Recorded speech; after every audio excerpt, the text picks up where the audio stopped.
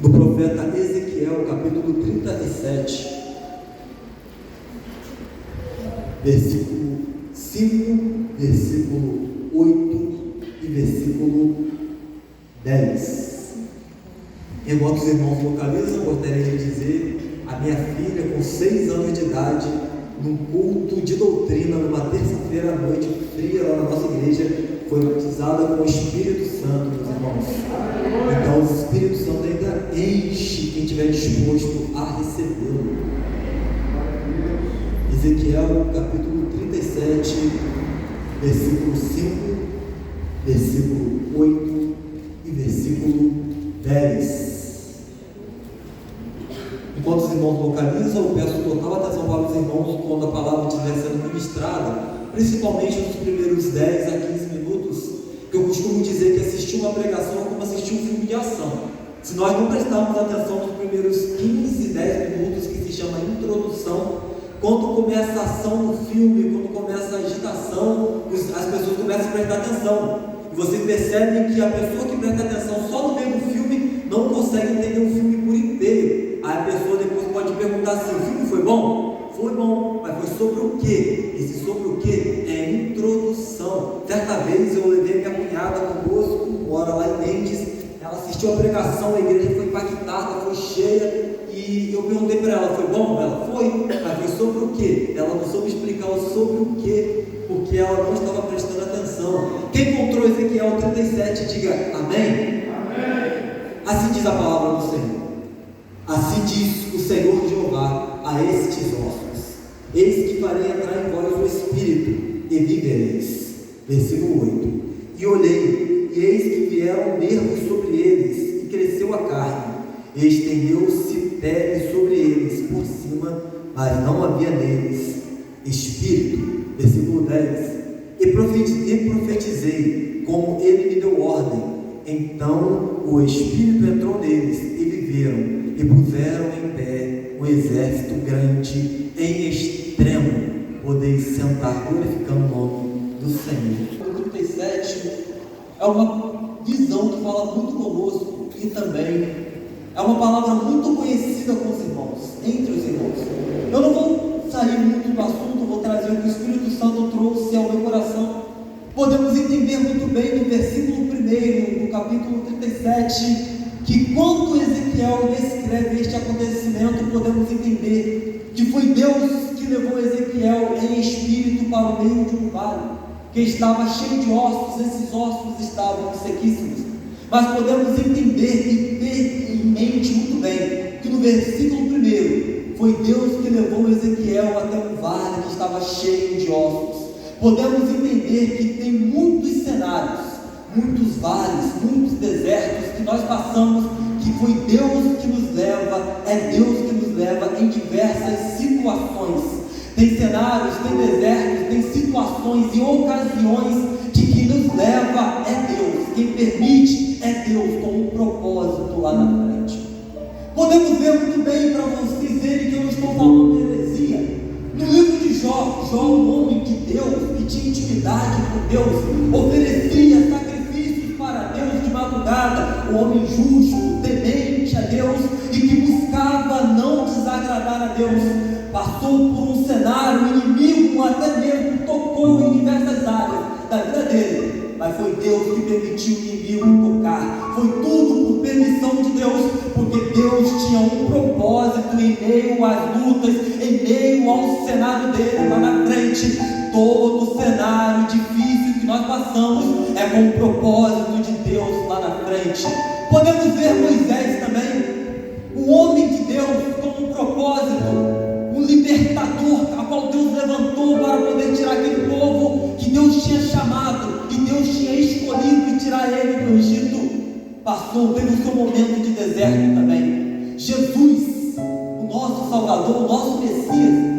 No livro de Lucas, capítulo 4, por exemplo, podemos ver e entender que foi Deus que levou Jesus até o deserto. Todos esses que eu citei, sabe o que eles têm em comum? Todos venceram o deserto, porque Deus estava com eles. Se nós passarmos pelo deserto, nós não temos que se preocupar. Se Deus estiver conosco, se Deus estiver conosco no deserto, nós sairemos vencedores. Se Deus estiver conosco no meio do vale, nós sairemos vencedores. Se Deus estiver conosco em meio às dificuldades, nós sairemos vencedores. O segredo é estar com Deus em meio às nossas situações. Olha que bonito. Jesus passou pelo deserto, mas foi no deserto que Jesus venceu Satanás. O primeiro Adão, como a Bíblia descreve muito bem, que veio, estava no paraíso, tinha do bom e do melhor, via Deus face a face todos os dias da viração do dia, e caiu no paraíso. Tem deserto, tem vale que está gerando intimidade conosco. Muitas vezes Deus vai nos fazer sair da nossa zona do conforto, vai fazer a gente sair da nossa zona de conforto com um propósito enorme na nossa vida. Moisés, meus irmãos, quem era Moisés antes do deserto dele? 40 anos de deserto, mas antes dele passar pelo deserto, pelo vale, ele vivia com tudo do bom e do melhor. Moisés, quando ele estava no Egito, melhor faculdade, melhor trabalho, melhor dinheiro, melhor roupa, melhor veste, mas depois de 40 anos de deserto, ele teve um encontro com a sarça ardente. Eu prefiro 1000 vezes passar 40 anos no deserto para ter intimidade com o nosso Deus, do que ter somente prosperidade, dinheiro no bolso, essas coisas que passam e não ter intimidade, não ter um relacionamento. Eu trouxe pessoas aqui esta noite para poder dizer e escutar esta palavra. Este deserto que você está passando é para gerar intimidade com o nosso Criador. Talvez você estava no conforto, talvez você estava tendo o bom e do melhor. Deus está mandando dizer aqui esta noite: é necessário passar pelo deserto para ter intimidade com o Pai. Temos o exemplo em João capítulo 6. Jesus tinha acabado de multiplicar pães e peixes para aquela multidão, e Jesus disse muito bem para aquela multidão: vocês estão me buscando pelo pão que perece. Vocês atravessaram o mar, vocês atravessaram o rio, vocês atravessaram o deserto pelo pão que perece. Pão que perece tem data de validade. Pão que perece te ajuda a caminhar umas milhas. Pão que perece te ajuda a caminhar no deserto. Mas só que hoje eu não vim lhes oferecer o pão que perece. Para você passar neste deserto é necessário o pão vivo que permanece. Aí Jesus olhou para aquela multidão e disse: vocês estão atrás de pão que perece, mas eu sou o pão vivo que desceu do céu. Ele é o pão vivo que nos ajuda a passar no deserto. Ele é o pão vivo que nos ajuda a passar pelo vale. Ele é o pão vivo que nos ajuda a passar pelas dificuldades. Por isso mesmo que no livro de 1 Reis, capítulo 18, a Bíblia nos diz muito bem, capítulo 19, se eu não me engano, estava Elias com medo debaixo de um pé de zimbro. E a Bíblia nos faz menção que ele desejou a sua própria morte, que ele estava com medo da esposa de Acabe, Jezabel. E a Bíblia nos faz menção que ele debaixo do pé de zimbro desejou a sua morte e pediu a sua morte. E quando as pessoas às vezes não se encontram dessa forma, com medo de perseguição, de deserto, do cenário, mas o que eu acho bonito, que o anjo foi até Elias, tocou em Elias e falou para Elias: longa ainda é a tua caminhada, tem um deserto de 40 dias para você passar, tem muito deserto para você, mas se você tentar passar esse deserto por conta própria, você morre. Porque tem desertos que nós precisamos de Deus para poder passar. Aí o que o anjo fez? O anjo deu pão para Elias e o anjo deu água para Elias. Esse pão e essa água simbolizavam o próprio Cristo. Por isso mesmo que no livro de João, capítulo 4, Jesus diz que Ele é a água que mata a sede e que jorra para a vida eterna. Em João, capítulo 6, a Bíblia diz que Jesus é o pão que tira a fome daquele povo. Tem deserto que nós precisamos de água chamada Jesus Cristo. Tem deserto que nós precisamos de pão chamado Jesus Cristo. Tem deserto que nós só conseguimos com Jesus do nosso lado.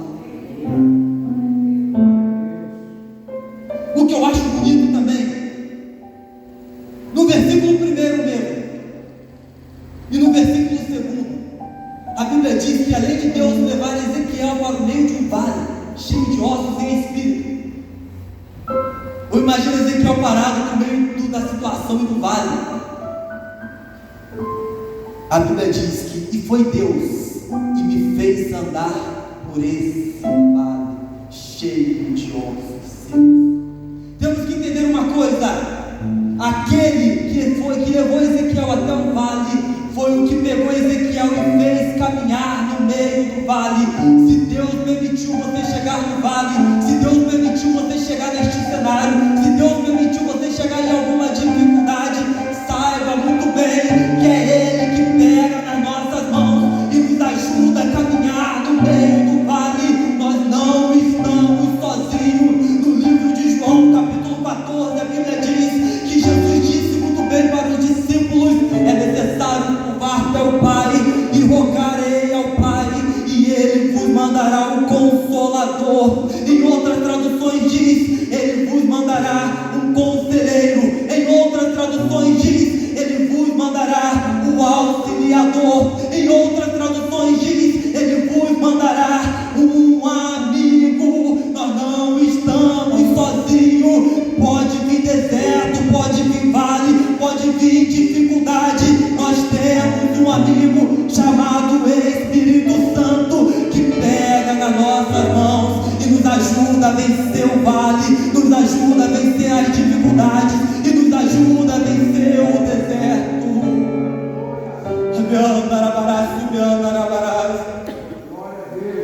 A Bíblia diz no versículo 2 que os vales, que os ossos estavam sequíssimos.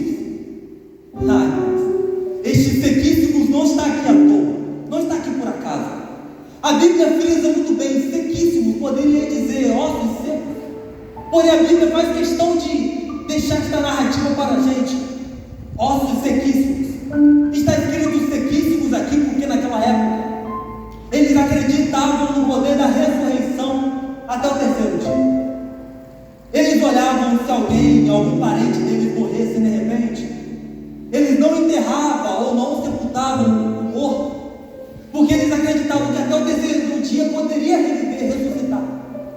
Por isso mesmo que quando passava o primeiro dia, eles olhavam o corpo se deteriorando e falavam: ainda tem chance dele viver. Aí passava o segundo dia, eles olhavam: está começando a apodrecer a carne, está começando a feder, porque naquela localidade esquenta muito, as coisas apodrecem muito rápido, mas ainda tem chance de ressuscitar. No terceiro dia eles olhavam também aquele cenário, aquele morto. Às vezes os bichos voavam em cima e começavam a comer aquela carne podre. Eles olhavam e falavam: ainda tem jeito dele ressuscitar. Mas quando passavam no quarto dia já não tinha mais esperança, porque os ossos começavam a aparecer e eles falavam: agora já não tem mais jeito, agora acabou a esperança, agora já acabou este cenário. Mas só que eles esqueceram que naquele cenário, quando eles perdiam a força, quando eles perdiam a esperança, aí que Deus entrava no cenário, aí que Deus entrava no cenário. Tem coisas e situações que só acontecem para o nome de Deus ser glorificado. Podemos ver o exemplo em João capítulo 11, quando Jesus, chamaram Jesus para que ele pudesse ir até onde Lázaro, Maria e Marta moravam, porque Lázaro já estava acometido de uma doença, e Jesus chegou depois de 4 dias, quando ele já estava morto, e olharam para Jesus e falaram: mestre, se o Senhor chegasse aqui antes, meu irmão não tinha morrido. Aí Jesus chegou lá e falou: vamos ressuscitar ele, tira a pedra.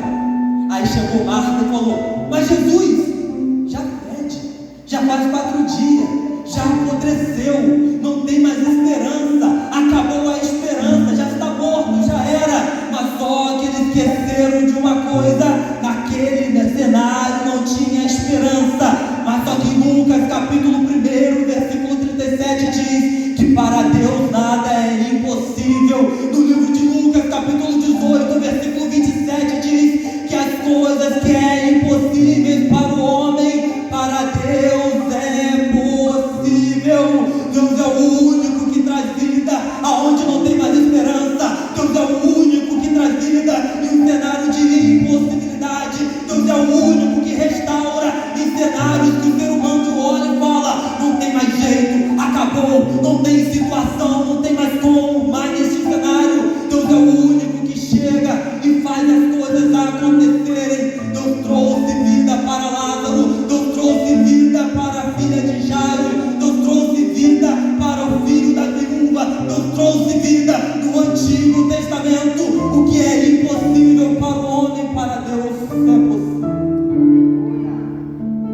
Você pode até chegar aqui em um cenário de impossibilidade. Talvez os seus ossos estavam sequíssimos, não tem mais jeito. Acabou.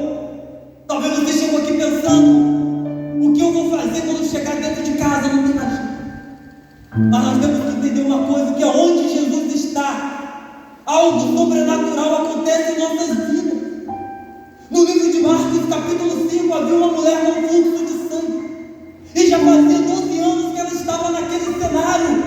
Os médicos falaram que não tem mais jeito, a medicina desenganou aquela mulher. Talvez todos disseram que não tem mais jeito para ela, mas quando ela soube que Jesus estava passando, ela pensou consigo mesma: acredito eu, a medicina disse que não tem mais jeito, o cenário disse que não tem mais jeito, todos falam que não tem mais jeito, mas se eu tocar na orla dele, eu serei curada. Eu libero uma palavra aqui esta noite, porque o pastor levantou a mão para poder receber. Eu não sei qual o seu cenário esta noite, mas esta noite, este domingo profético, é um domingo de cura, é um domingo de restauração. Eu profetizo sobre esta amada igreja que esta noite, se tinha ossos secos, se tinha depressão, se tinha enfermidade, se tinha calamidade, eu profetizo aqui esta noite que quando Jesus chega no cenário, tem cura, tem ressuscitação, tem milagre. Não existe ossos secos para Jesus, não existe ossos secos para Deus. Quando Ele chega, Satanás tem que sair. Quando Ele chega, as coisas acontecem. Por isso mesmo que Jesus disse para Pedro: tu és Pedro, mas sobre esta rocha, Jesus Cristo, edificarei a minha igreja, e as portas do inferno não vão prevalecer. Eu profetizo aqui esta noite: ossos secos não vai prevalecer, ossos sequíssimos não vai prevalecer, cenário de impossibilidade não vai acontecer.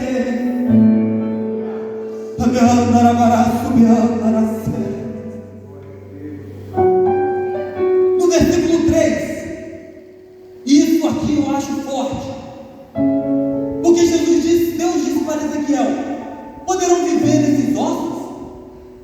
Ou reviver em outras traduções. E o profeta olhou para Deus e falou: Deus, tu sabes. A resposta de Ezequiel neste cenário mostrou uma total dependência de Deus, que ele tinha de Deus. Ele conseguiu entender que tem cenários que o homem não consegue fazer. Tem cenários que a medicina não consegue fazer. Tem cenários que se trancar dentro do quarto não vai adiantar nada. Tem cenários que se encher de remédio não vai adiantar nada. Tem cenários que Deus só vai permitir nós e Ele, e nós falarmos para Deus: Deus, tu sabes, Deus, só o Senhor consegue.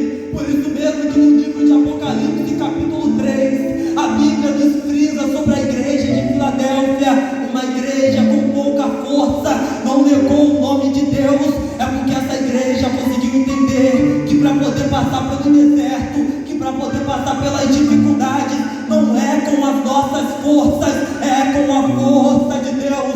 Por isso que o apóstolo Paulo diz: quando eu penso que estou fraco, eu estou forte. Quando eu penso que estou forte, eu estou fraco. É que o poder de Deus se aperfeiçoa na minha fraqueza. Se tem crente para receber esta palavra, Deus te trouxe aqui esta noite para dizer para você: quando você pensa que está sem força, Ele entra no cenário. Quando você pensa que acabou a esperança, Ele entra no cenário. Quando você pensa que acabou tudo, que a medicina desenganou, Ele entra no cenário. Que o poder dele se aperfeiçoa na sua fraqueza.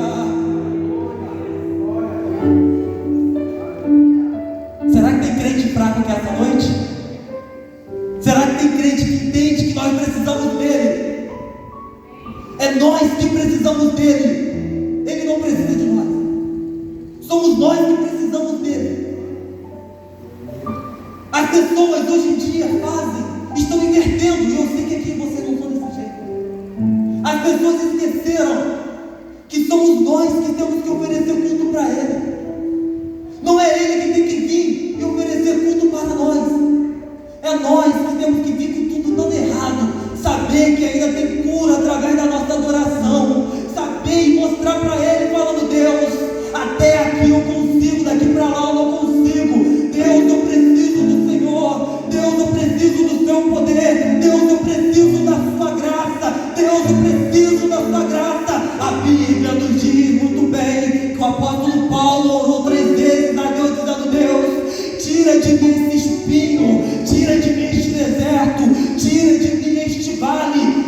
Jesus disse para o apóstolo Paulo: a minha graça te basta. Eu não sei como você chegou aqui esta noite, mas hoje aqui nesta noite, nesta igreja, tem uma graça de Deus proliferando e se manifestando em nosso meio. Sozinho nós não conseguimos passar por desertos, sozinho nós não conseguimos passar por adversidades, sozinho nós não conseguimos passar por cenário nenhum. É necessário estar alicerçado em alguém, é necessário estar alicerçado na rocha. Somente quem está alicerçado na rocha consegue passar pelo deserto. Somente quem sabe que depende desta rocha consegue passar pelo deserto. Por isso mesmo que Jesus conta uma parábola: havia duas casas, uma edificada na areia, uma edificada na rocha.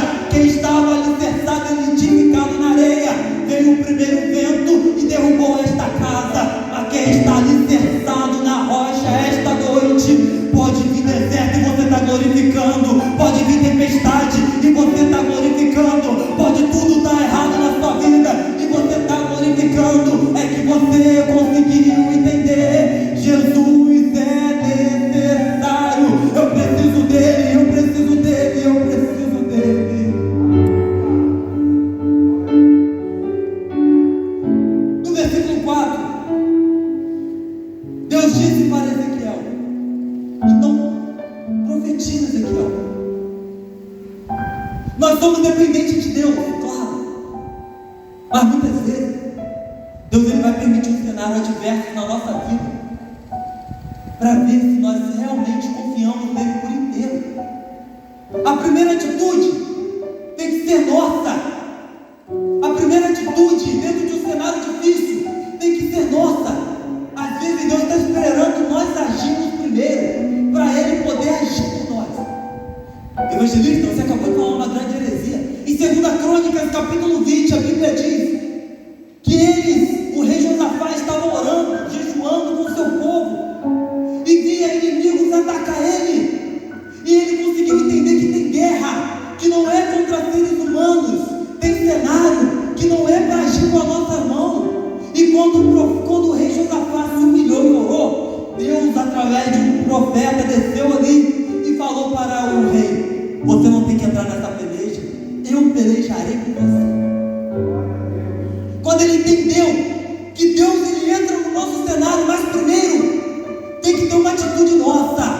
A arma do crente não mudou, a arma do crente continua sendo jejum, a arma do crente continua sendo oração. Por isso mesmo que Jesus disse para nós e deixou um segredo: ainda o segredo não mudou. Entra no seu quarto, fecha a sua porta, me busca aí em secreto, que no público eu te honrarei. Quando aquele povo, em 2 Crônicas 20, estava louvando e adorando a Deus, sabendo que Deus entra na batalha dele, Deus mandou um anjo e pelejou a favor dele. Eu não sei como você chegou aqui esta noite, mas Deus está mandando dizer: tem cura através da sua adoração, tem libertação através da sua oração, tem coisas para acontecer na sua vida através da sua oração. Eu profetizo em nome do Senhor Jesus Cristo: cada glória que sobe aqui esta noite é cura indo para sua casa. Cada glória que você libera aqui esta noite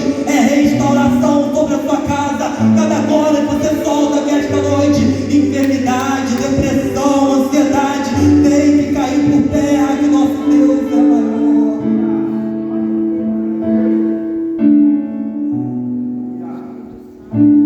Aí isso aqui embaixo comigo. Ezequiel não esperou no versículo 7. Ele não esperou o melhor momento para poder profetizar. A Bíblia diz que quando ele profetizava no meio do vale, Deus começou a fazer. E eu trago um parênteses para os irmãos, porque a Bíblia não diz assim: quando Ezequiel profetizou, houve um reboliço e um barulho. Não. No versículo 7, depois em casa você pode conferir, se Jesus não voltar até lá. Também a Bíblia também não diz: quando ele profetizar ainda, vai acontecer. Não. A Bíblia diz muito bem: quando ele profetizava, ou seja, ele nem acabou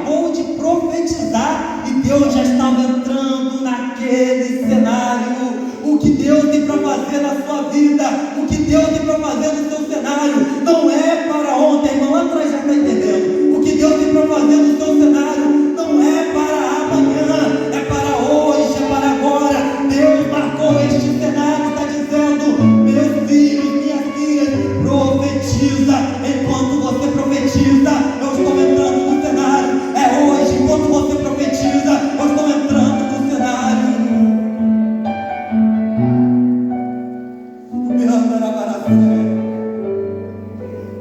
E no versículo 8 diz que juntou os ossos e vieram nervos, ficou de pé o exército. Mas olha que a Bíblia faz questão, ponto vírgula, mas não havia neles o Espírito. E eu dei essa volta toda para chegar aqui, irmão.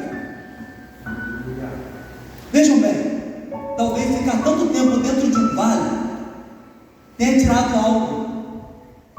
Talvez, eu imagino aqueles ossos, já que aqueles ossos, a Bíblia diz muito bem que estavam sequíssimos. Então quer nos dizer algo dentro desta palavra, que aqueles ossos estavam dentro do vale há muito tempo, estavam dentro daquele cenário há muito tempo. E às vezes estar dentro do cenário há muito tempo arranca algo da gente. Quantas pessoas nós conhecemos mesmo, e eu que vou pregando por aí com misericórdia de Deus, que fala, vem dizer que não acredita mais, que não tem mais jeito, que não tem como Deus mudar o marido, que não tem como Deus entrar na saúde, que não tem como Deus entrar no financeiro. Mas só que isso são feridas que o vale ocasiona. Mas eu sei que hoje Deus vai renovar o que estava morto no meio do vale. Eu sei que hoje Deus vai trazer sonhos, Deus vai trazer esperança, Deus vai trazer ânimo, Deus vai trazer fé. Eu libero uma palavra que esta noite você não vai morrer neste vale. Você pode ter passado pelo vale, você pode ter saído com cicatrizes, com machucados, feridas, sem fé, sem ânimo, mas em nome do Senhor Jesus Cristo, o Espírito Santo te trouxe aqui hoje para te curar, para te renovar.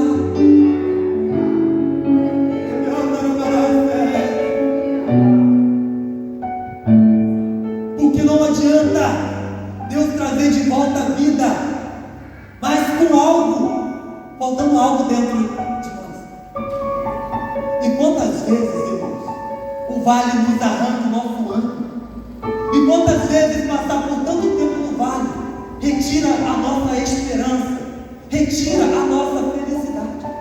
Tem pessoas aqui esta noite, o Espírito Santo me mostra, que está aqui hoje com um sorriso no rosto, está aqui levantando a mão para poder dar glória, mas só Deus sabe como que você está por dentro. Talvez hoje você esteja de pé como esses soldados ficaram, mas está como vazio dentro de você. Mas o que vai preencher este vazio é o Espírito Santo. Hoje Ele vai curar a sua alma, hoje Ele vai curar o seu coração, hoje Ele vai te encher, hoje Ele vai te transportar, em nome do Senhor Jesus Cristo. Porque se tem osso é porque já teve vida. E hoje Deus está dizendo claramente, além de eu te levantar no meio do vale, que isso já é extraordinário, além de eu te colocar de pé diante do vale, eu vou te dar novamente o Espírito Santo de Deus. Sabe o que é esse Espírito Santo de Deus? A Bíblia diz que o profeta Jeremias, por muitas vezes, desejou sua morte, e ele queria parar de pregar. Chegou o vale para ele queria parar de pregar, ele queria largar o ministério. Ele clamou a Deus, falou: Deus, porque o Senhor me trouxe a vida, porque o Senhor permitiu ser gerado no ventre da minha mãe. Mas só que a Bíblia diz muito bem que quando ele pensava em parar, ele sentia algo queimando dentro dele, como labaredas de fogo, e ele voltava a profetizar: hoje você vai tornar a ter vida neste vale, hoje você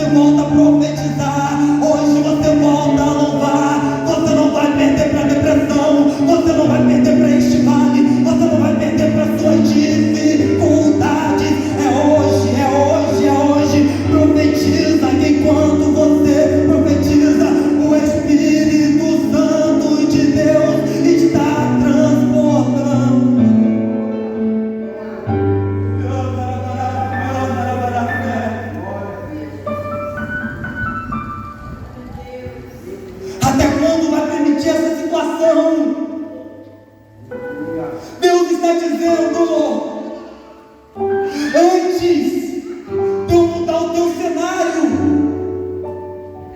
é necessário eu curar você por dentro e te soprar algo novamente. Vamos ser sinceros.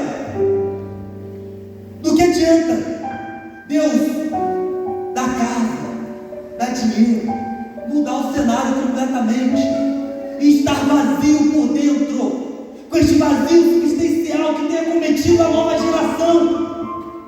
Este vazio que é onde a gente vai, são jovens querendo se matar, depressivos, querendo tirar a própria vida, porque são pessoas que conseguiram sair do vale, mas continuam com um vazio dentro deles. E sabe o segredo? No livro de Êxodo, capítulo 33, a Bíblia nos diz que estava Moisés intercedendo por aquele povo, que Deus tinha usado ele para tirar do deserto, do Egito. Aí ele conversando com Deus, que ele conversava face a face com Deus, e Deus falou para ele: a minha presença vai contigo, tá, Moisés? Aí Moisés chegou e falou assim: não me faça sair daqui se a sua presença não for com todos nós. Aí chegou muito bem Deus falando para Moisés: não, Moisés, a minha presença vai só com você, com eles vai o meu anjo. E o anjo de Deus para muitas pessoas é suficiente, porque este anjo é capaz de dar maná, dar bens materiais. Esse anjo é capaz de dar codorna. Este anjo é capaz de dar coluna de nuvem, coluna de fogo. Este anjo é capaz de tirar água. Este anjo é capaz de prodígios e maravilhas. Mas do que adianta ter um anjo, mas não ter a presença de Deus? Por isso mesmo que Moisés diz: Deus, não me faça sair desse deserto se a minha presença, se a tua presença não for conosco. É basicamente se Moisés estivesse dizendo para Deus: Deus, eu não quero chegar até a terra prometida se não tiver a sua presença. Deus, eu não quero ter multiplicação no meio do vale, no meio do deserto, se não tiver a sua presença. Deus, eu não quero ver mar se abrir se não tiver a sua presença. Deus, eu não quero ver codorna, eu não quero ver milagres, eu não quero ver prodígios e maravilhas se não tiver a sua presença. Deus, me deixa morrer neste deserto, mas cheio da sua presença. Deus, me deixa andar com um carro simples, mas cheio da sua presença. Me deixa no meio do vale, mas cheio da sua presença, porque eu não quero nada que venha retirar a sua presença de mim.